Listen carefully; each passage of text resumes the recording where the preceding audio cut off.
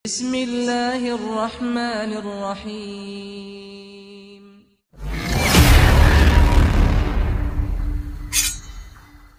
Saya pernah mendengar cerita dari teman saya mengenai seorang kafir memberikan air minum kepada seekor anjing. Dan seorang kafir itu masuk surga. Ini ngawur ya. Ini hadis palsu pun tidak ada seperti ini. Ini hadis riwayat temanmu tadi. Yang ada seorang wanita pezina ya, bainama kalbun biraqiyatin kada yaqtuluhu al-atash isra'athu baghiyun min baghaya bani Israil. Kata Nabi sallallahu alaihi wasallam, terkala seekor anjing sedang berputar-putar di suatu sumur. Anjing itu kehausan. Dia haus air di depan mata, tapi dia enggak bisa berenang, dia enggak bisa turun. Lihat air di depan mata hanya muter-muter aja. Tiba-tiba ada seorang wanita pezina, kasihan lihat anjing ini. Maka dia pun turun, dia lepaskan sepatunya, dia turun ke sumur, dia isi airnya, kemudian dia naik ke atas, kemudian dia minumkan, fasaqathu, maka dia pun beri minum kepada anjing tersebut. Faghafarallahu laha bihi, maka Allah pun mengampuni wanita pezina ini karena amal solehnya tadi. Jadi maksud saya, ada amalan-amalan yang dibangun di atas keikhlasan yang luar biasa, kelihatannya sepele, tapi merupakan sebab orang masuk surga. Ya, sebaliknya ada amalan-amalan yang kelihatannya sepele sebab orang masuk neraka. Contohnya kata Nabi sallallahu alaihi wasallam ya,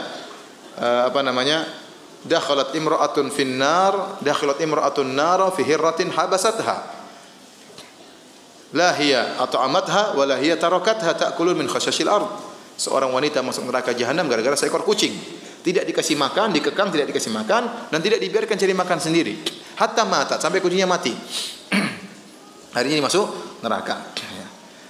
Dan para ulama telah menjelaskan, Ibnu Qayyim rahimahullah dan yang lainnya, bahwasanya wanita tadi karena keikhlasannya dia memberikan minum kepada seekor anjing. Tadi bukan orang kafir, tapi orang yang beriman cuma pelaku dosa besar. Maka dia pun dimaafkan oleh Allah Subhanahu wa taala. Allah memaafkan.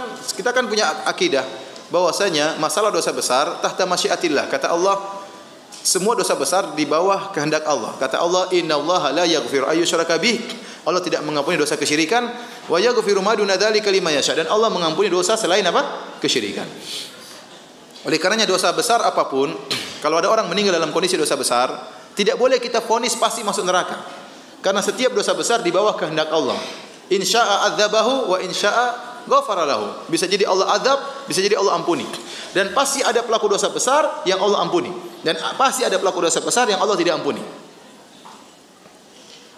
Pasti ada pelaku dosa besar yang Allah ampuni, dan pasti ada dosa besar yang pelaku dosa besar yang Allah tidak ampuni. Karena wa yaghfiru ma duna dzalika liman yasha, dan Allah mengampuni dosa selain kesyirikan bagi yang Allah kehendaki. Oleh karena kalau orang yang meninggal dunia dalam kondisi bermaksiat, lagi mencuri, tahu-tahu mati, ditembak polisi, mati, kita bilang pasti masuk neraka? Jawabannya tidak. Belum tentu. Kita bilang kalau Allah berkehendak Allah ampuni, kalau berkehendak Allah masukkan surga. Kalaupun dia masuk neraka tidak kekal karena dia belum kafir. Tapi memvonis dia masuk neraka pun enggak boleh. Karena dia tidak melakukan kekufuran. Ada orang merampok, tahu-tahu membegal, tahu-tahu dikumpul sama masyarakat, dipukulin sampai mati ya. Kasihan ya. Ya sudah tewas ya. Dia jahat maka dibalas dengan kejahatan. Dia mati, akhirnya kita belum tentu dia masuk neraka jahanam. Karena setiap pelaku dosa besar tergantung kehendak Allah Subhanahu wa taala. Ada orang berzina tahu-tahu mati. Ada. Lagi berzina. Ini saya dapat cerita benar kenyataan, orang lagi berzina tahu mati. Ya. Lagi berzina mati. Ada orang meninggal ya, sedang asik nonton film porno, tahu-tahu meninggal. Kemarin saya baca di mana? Di Jepang, kejatuhan majalah porno di rumahnya. Tidak tahu itu mati nikmat atau mati adab. Mungkin lagi di puncak-puncak kenikmatan, tahu-tahu di Allah ya. Jadi apakah dia masuk neraka? Jawabnya belum tentu. Waliyadzubillah ya. Belum tentu, itu semua dia bawah kehendak Allah Subhanahu wa taala. Nah, apalagi orang pelaku zina ini sudah melakukan kebaikan. Orang yang meninggal dalam kondisi zina saja belum bisa dipastikan masuk apa? Neraka. Apalagi wanita ini sudah melakukan apa? Kebaikan. Maka dia sudah kasih minum kepada anjing tersebut. Maka Allah ampuni dosanya gara-gara hal tersebut.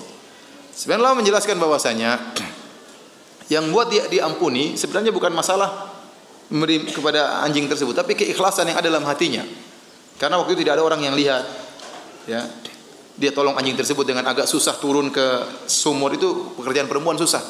Kemudian fana saat muqaha, dia lepaskan sepatunya, menjelaskan bahwasanya dia pegang sepatu dan manjat tidak susah, tidak gampang. Kemudian minum kepada anjing, hewan yang hina. Setelah itu anjingnya pun pergi, tidak bilang jazakillah khairan. Pergi. Jadi dia benar-benar ikhlas. Karena keikhlasan itu maka diampuni. Karena sebagian orang salah paham. Saya pernah ngisi pengajian pas di Mekah.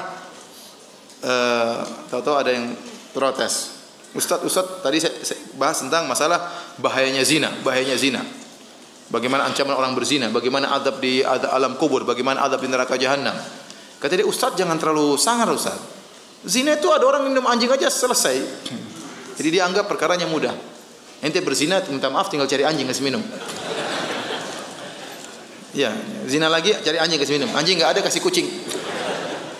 Itu enggak benar, bukan begitu ceritanya ya. Ya. Kita bilang ada juga dosa di kelihatan sepele bikin orang masuk apa? Neraka jahanam. Maka tidak boleh kita memandang dalil dari satu sisi saja. Ya, lihat bagaimana Nabi ditanya tentang seorang wanita, ya.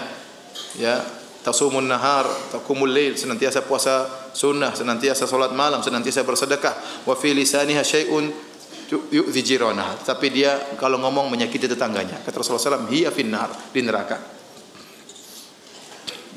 Jadi yang benar bukan wanita kafir yang beri minum kepada seekor anjing, tapi wanita pezina. Allah ampuni dia karena kebaikan yang dia lakukan.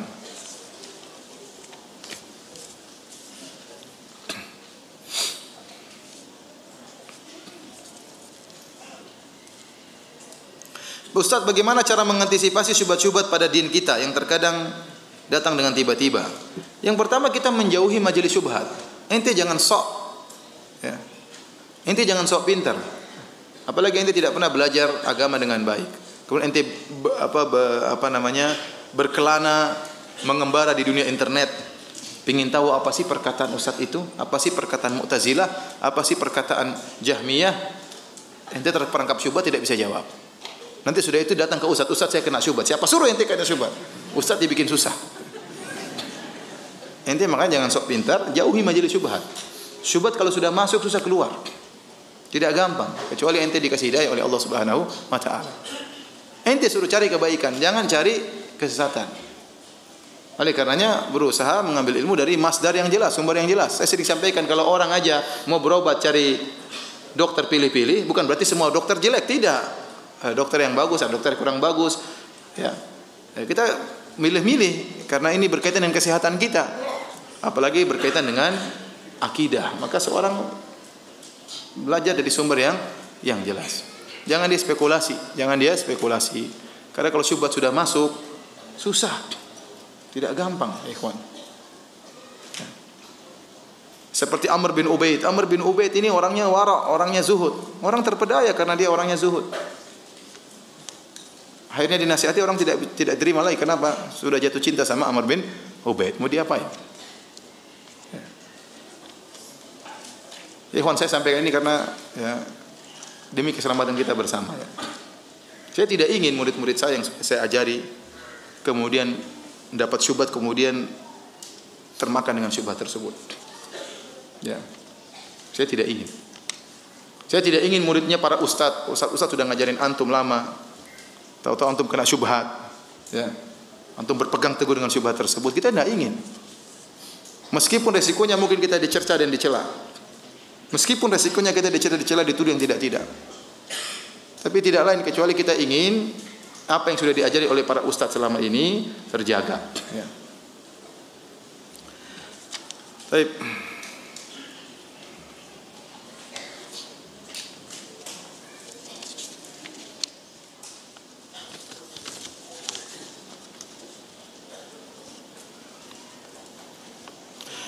Ustaz, terima kasih atas jasa kelas materi yang disampaikan. Semoga Allah menjaga Ustaz. Amin ya rabbal alamin.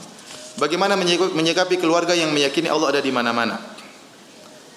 Saya katakan, sebenarnya orang Islam di Indonesia akidahnya sudah benar, Allah di atas.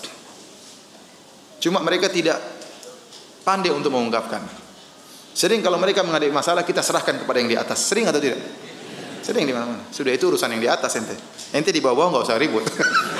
Urusan yang di mana? Di atas. Itu sudah ungkapan semua orang. Mau orang enggak ngaji, mau tukang apa, tukang bakso, mau petani, semuanya kalau ada masalah bilang apa? Serahkan yang di atas. Maksud mereka serahkan kepada siapa? Kepada Allah. Tapi kalau tanya Allah di mana, mereka bingung. Allah di mana-mana. Sebenarnya maksud mereka Allah di mana-mana, kalau kita bawa kepada makna yang benar, maksudnya ilmu Allah di mana-mana. Seperti firman Allah, "Alam tara anna Allaha ya'lamu ma fis samawati wa ma fil ard. Ma yakunu min najwa thalathatin illa huwa rabi'uhum wa la khamsatin illa huwa sadisuhum wa la adna min dhalika wa la akbar illa huwa ma'ahum aina makan." Di akhirnya innallaha bima ta'maluna basir.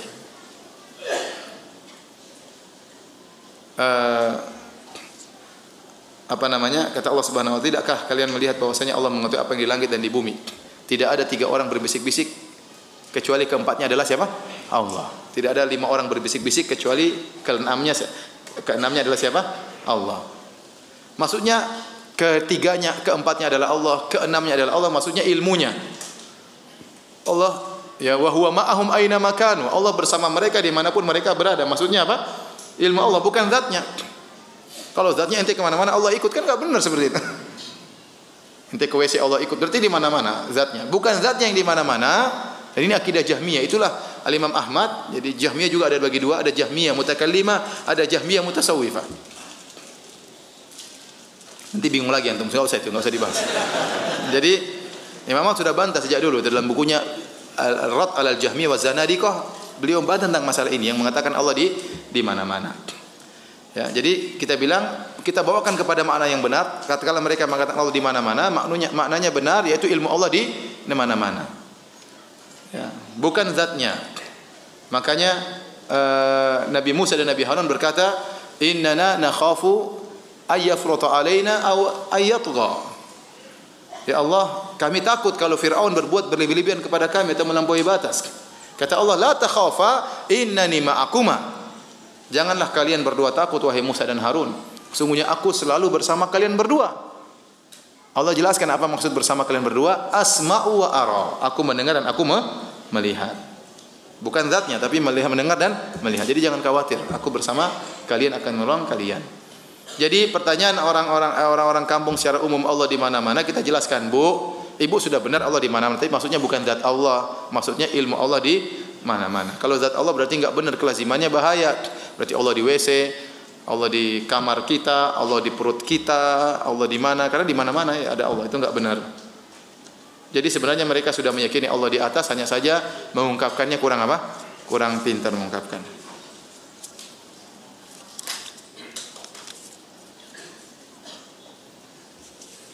Bagaimana cara menghentikan diri kita yang sering membayangkan bagaimana sifat Allah?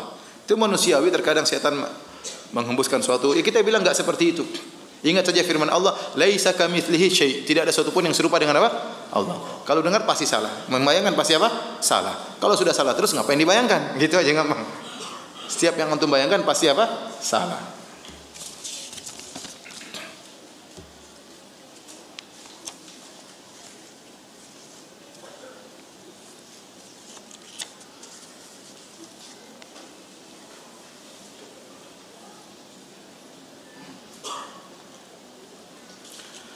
Kakak saya seorang berkebutuhan khusus. Dia tunagrahita, kurang normal IQ-nya.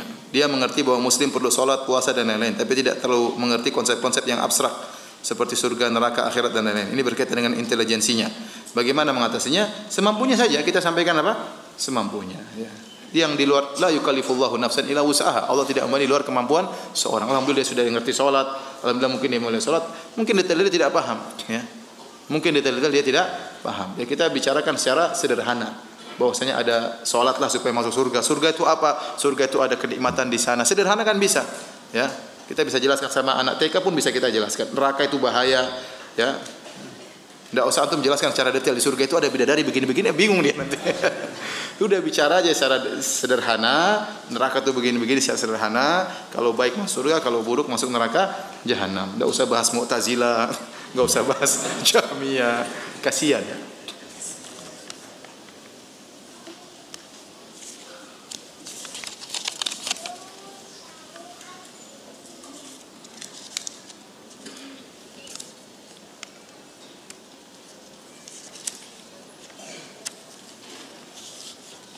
Ini pertanyaan lagi, apakah rokok itu makruh atau haram?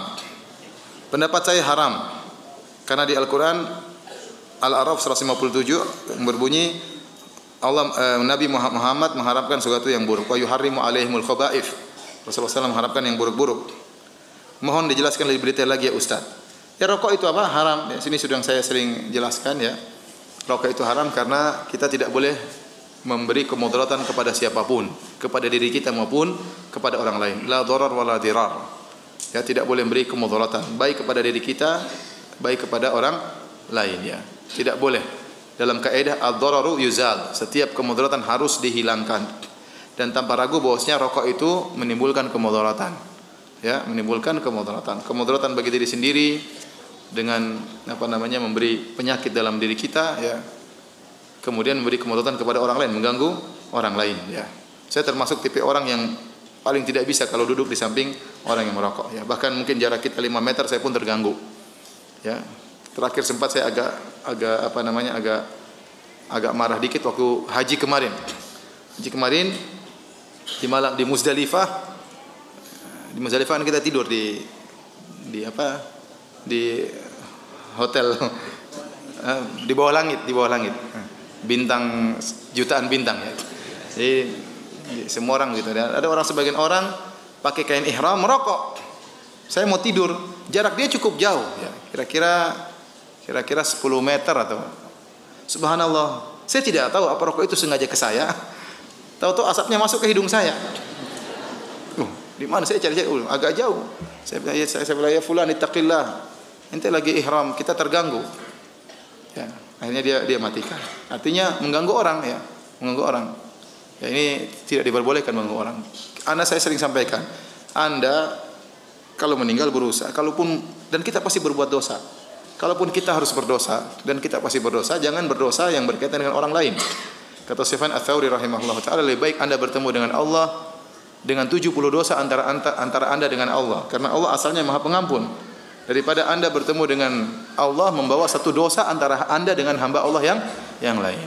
Ya, jangan mendolimi orang. Jangan mendolimi orang. Di antara bentuk mendolimi orang asap rokok. Ya. Kemarin saya umrah juga dengan istri saya. Di sebelah saya orang Indonesia ngerokok, asapnya masuk ke kamar saya, padahal kamar tertutup. Luar biasa asap rokok itu ya. Bisa menembus celah-celah masuk. Akhirnya istri saya dia nggak kuat asap rokok, akhirnya dadanya sesak. Orang itu nggak tahu kalau istri saya dadanya sesak. Dia anggap semua orang seperti dia ya. Oleh karenanya saya katakan di antara hukuman Allah kepada orang yang sering merokok, kadang-kadang rasa malu dihilangkan. Dia cuek, mau orang tersiksa yang penting saya happy, begitu. Mau orang batu-batu di samping dia tetap aja dia merokok.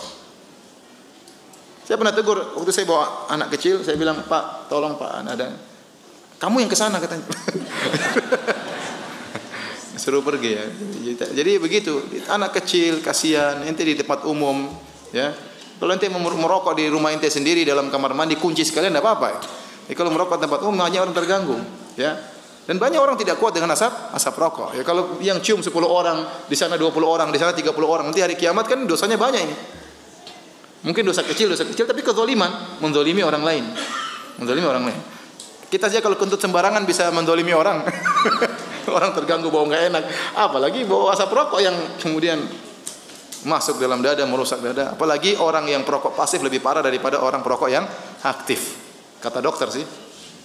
Meskipun dokternya merokok.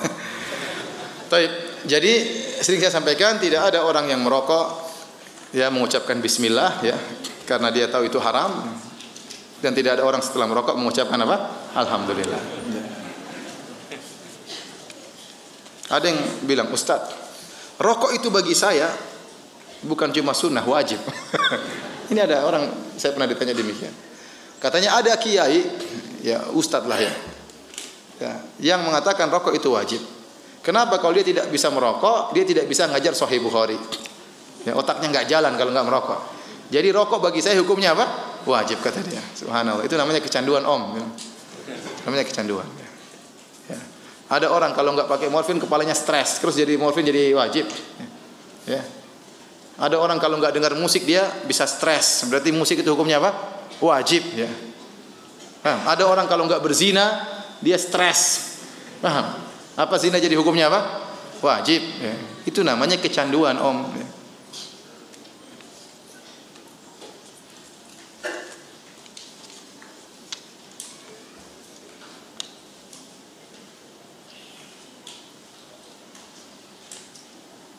Tadi Ustaz menjelaskan kalau kita mengambil dari Imam Syafi'i maka jangan diambil fikihnya saja, yang lainnya tidak. Pertanyaannya, Imam Syafi'i juga adalah manusia, ada kurang dan lebihnya. Bagaimana kita harus mengambil beliau dari beliau semuanya? Maksud saya Imam Syafi'i itu akidahnya di atas akidah apa? Salaf, ya. Tatkala sebagian orang hanya ingin mengambil fikihnya menunjukkan dia tidak setuju dengan akidahnya apa?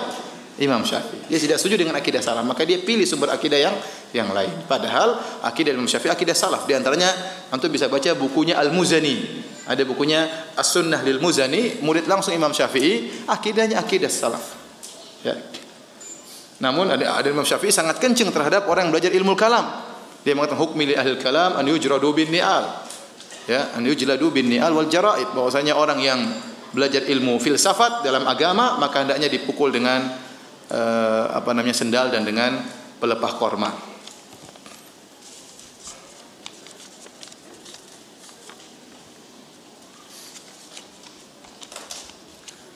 Ustaz, jika di kalangan sufi atau tasawuf, apakah mereka dikatakan kafir jika mereka telah sampai tingkatan ma'rifat? Karena mereka percaya solat fardu itu tidak penting lagi. Karena mereka bilang sudah sampai ma'rifat. Atau solatnya dirubah jadi solat ma'rifat. Jawabannya, orang yang meyakini bahwasanya dia boleh keluar dari syariat Nabi Muhammad seperti tidak lagi wajib solat karena syariat Nabi Muhammad SAW itu apa? Solat. Dia mengatakan saya sudah mencapai tingkat ma'rifat, tingkat hakikat, maka saya boleh keluar dari syariat Nabi Muhammad sebagaimana Khadir keluar dari syariat Nabi Musa. Maka orang ini bukan lagi orang Islam. Kenapa? Karena orang Islam itu yang mengikuti syariat Nabi Muhammad.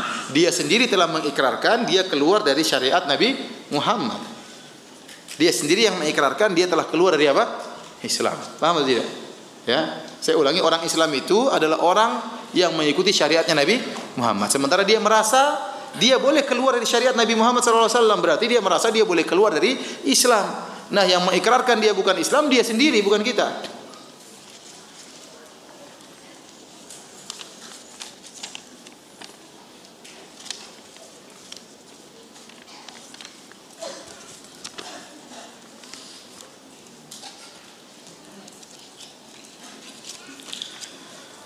Kakak ipar ana mengatakan kalau baca Al-Quran kalau enggak tahu artinya mending enggak usah katanya.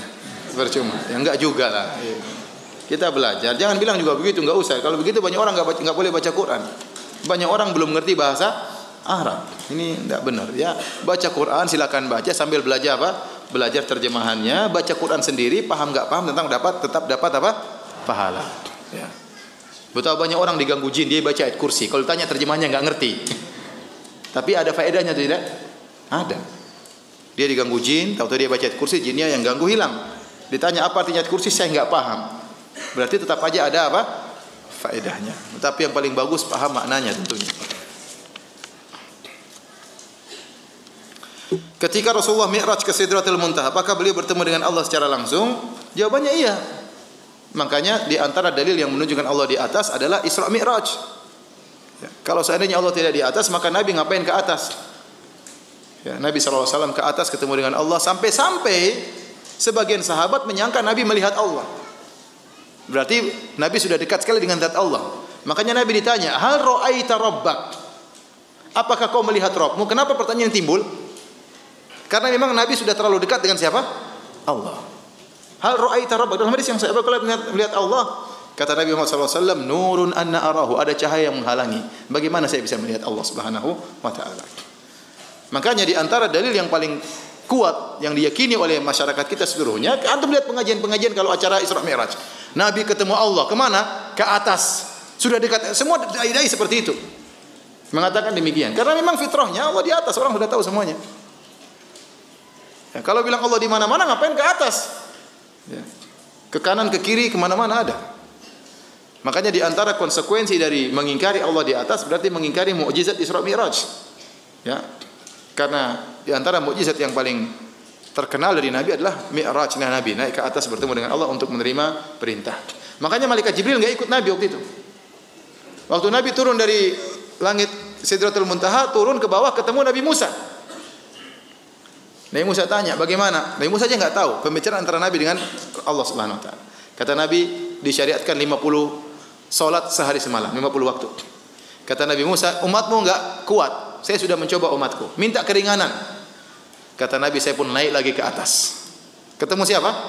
Kata Allah. Kata Nabi, antara saya dengan Allah ya. Sebentar, saya ingin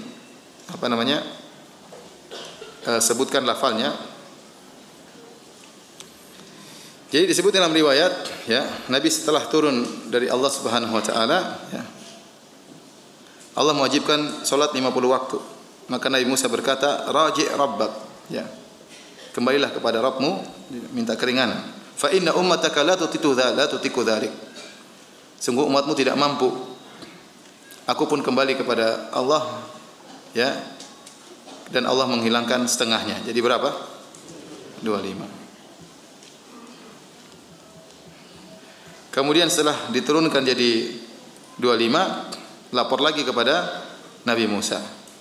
Nabi Musa berkata, ya, farji' ila rabbik, kembalilah kepada Rabbmu, ya. Irji' ila rabbik, fa inna ummataka la tutiku dzalik. Sungguhnya umatmu tidak mampu. Akhirnya terus Nabi minta dikurangi, akhirnya jadi 5. Ya. Kemudian tatkala turun 5, Nabi Musa bilang lagi, minta keringanan lagi.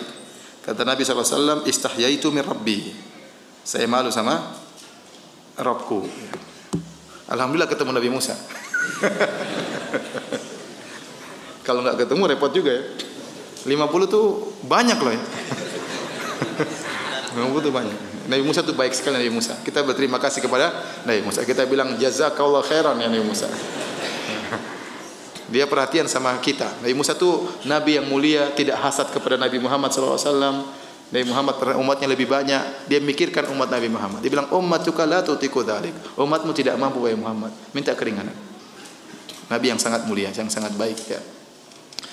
Jadi intinya Nabi turun naik turun ya, ketemu Allah, ketemu Nabi Musa. Jadi Allah di atas sehingga Nabi bertemu langsung dengan Allah Subhanahu wa taala. Saking dekatnya Allah dengan Nabi sampai-sampai sebagian sahabat bertanya, hal ra'aita rabbak, apakah kau melihat apa? Rabbmu. Kata Nabi, ada cahaya, bagaimana saya bisa melihatnya.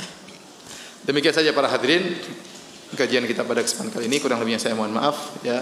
Yang benar datang dari Allah Subhanahu wa taala, yang salah dari saya sendiri dan dari syaitan. Semoga Allah mengampuni dosa-dosa kita.